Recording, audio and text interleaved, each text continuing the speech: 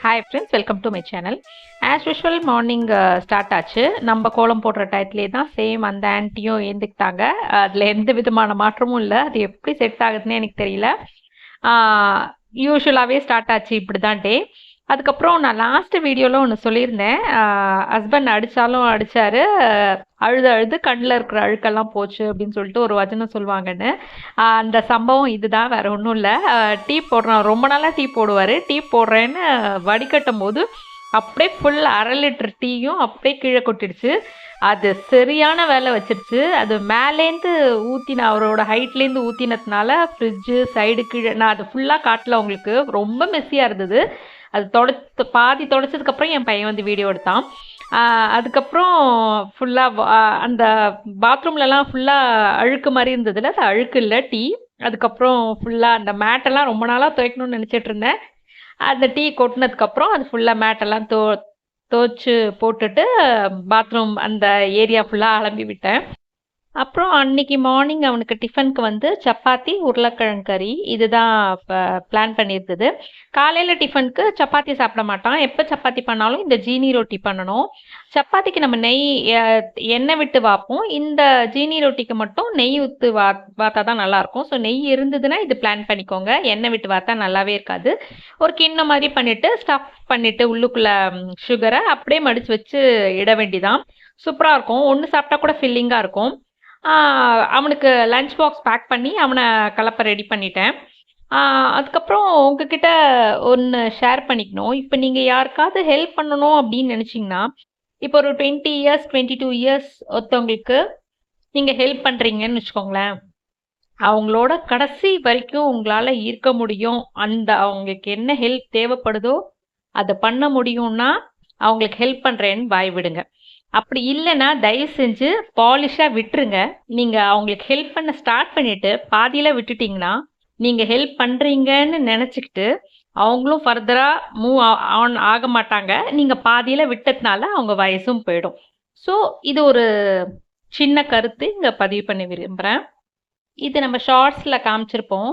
கம்பு தோசை, அன்றைக்கி கம்பு தோசை ஊற வச்சு அரைக்கிறதுக்கு ஊற வச்சுருந்தேன். இது ரொம்ப ஈஸியாக இருந்தது. நான் பயந்துக்கிட்டே தான் ஊற வச்சேன். ஒரே 1 கப்பு தான் ஊற வச்சேன். எப்படி இவங்களுக்கெல்லாம் பிடிக்குமோ பிடிக்காதோன்னு சொல்லிட்டு சும்மா டெஸ்டிங் பர்பஸ்க்கு தான் ஊற வச்சேன். பட் ரொம்ப நல்லா இருந்தது. இது வந்து ஹைலி ஃபைபர்னு நினைக்கிறேன். கான்ஸ்டிபேஷன் இருக்கிறவங்களுக்கு கூட நல்லா இது ஒர்க் ஆகுது. அப்படியே பேக் டு பேக் சமையல் வேலை ஸ்டார்ட் பண்ணியாச்சு. அன்றைக்கி பீன்ஸ் கறி, வெண்டைக்காய் நம்ம கொஞ்சம் பாதி எடுத்து வச்சுருந்தோம்ல, லாஸ்ட் இதுலேயே சொல்லியிருந்தேன்ல, கறி பண்ணும்போது கொஞ்சம் நம்ம குழம்புக்காக எடுத்து வைப்போன்னு.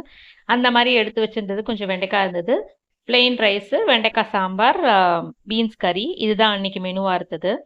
அதுக்கப்புறம் ஒன்று இழந்தால் மட்டும்தான் இன்னொன்று அடைய முடியும் அப்படின்னு சொல்லுவாங்க.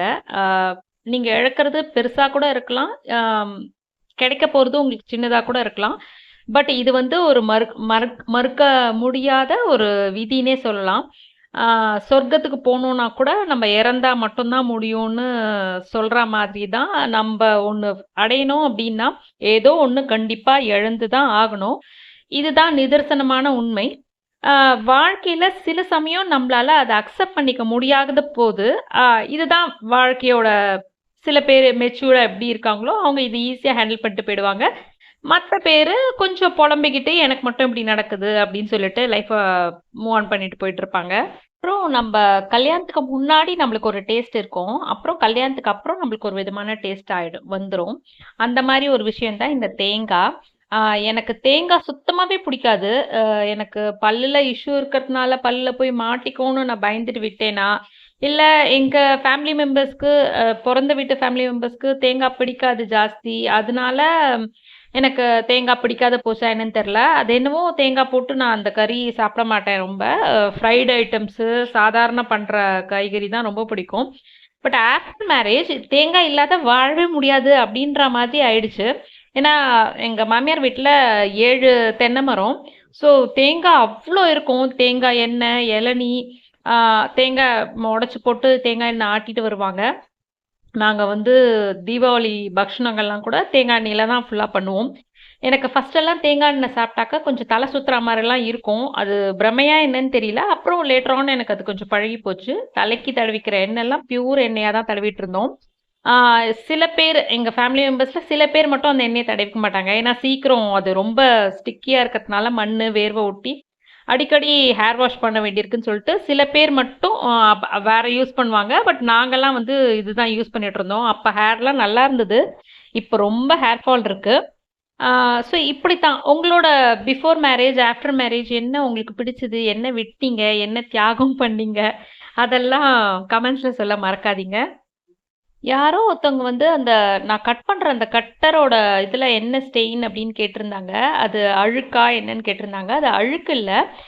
நான் கத்திரிக்காவா இல்ல வாழைக்காவா நறுக்கினேன். அது நறுக்கினம்போது அந்த கட்டர வந்து அப்படி ஸ்டெயின் ஆயிடுச்சு. அது எவ்வளோதான் உப்பு, எலுமிச்சம்பழம் இதெல்லாம் கூட போட்டு நான் ஸ்க்ரப் பண்ணி பார்த்துட்டேன். நீட்டா தான் இருக்கு. அதுலேருந்து எந்த விதமான அழுக்கு, டர்ட்லாம் அலம்பினாலாம் வரதில்ல. பட் பார்க்கறதுக்கு அப்படி இருக்கு. அது இங்க நான் சொல்லிக்க விரும்புறேன். அப்புறம் இது கொஞ்சம் ஈஸியான மெத்தட். தெரியாதவங்க பார்த்துக்கோங்க. 2ஆ பொமோகிரானேட்ட கட் பண்ணிட்டு, இப்படி ஒரு கரண்டி வச்சு பின்னாடியால அடிச்சோம்னா, ஈஸியா உதிர்ந்துரும். இது ரொம்ப சோம்பேறித்தனமா இருக்கும் இத கட் பண்ணி சாப்பிடுறதுக்கு. பட் இது 5 மினிட்ஸ்ல இந்த மாரி உரிச்சா சீக்கிரம் வந்துரும். நான் இன்னைக்கு என் பையனுக்கு ஸ்நாக்ஸ்க்கு இது ரெடி பண்ணிட்டு இருந்தேன். ரெடி பண்ணி முன்னாடியே நம்ம வச்சுட்டு, கப்ல அவனுக்கு கண்ணுக்கு பார்க்குற மாரி வச்சுட்டோம்னா, போக வர எடுத்து சாப்பிட்டுருவான். அவ்வளோதான். இந்த வீடியோ இதோட முடியுது. வீடியோ புடிச்சிருந்தா லைக் பண்ணி, ஷேர் பண்ணி, கமெண்ட் பண்ணுங்க. சப்ஸ்கிரைப் பண்ணலன்னா பண்ணிக்கோங்க.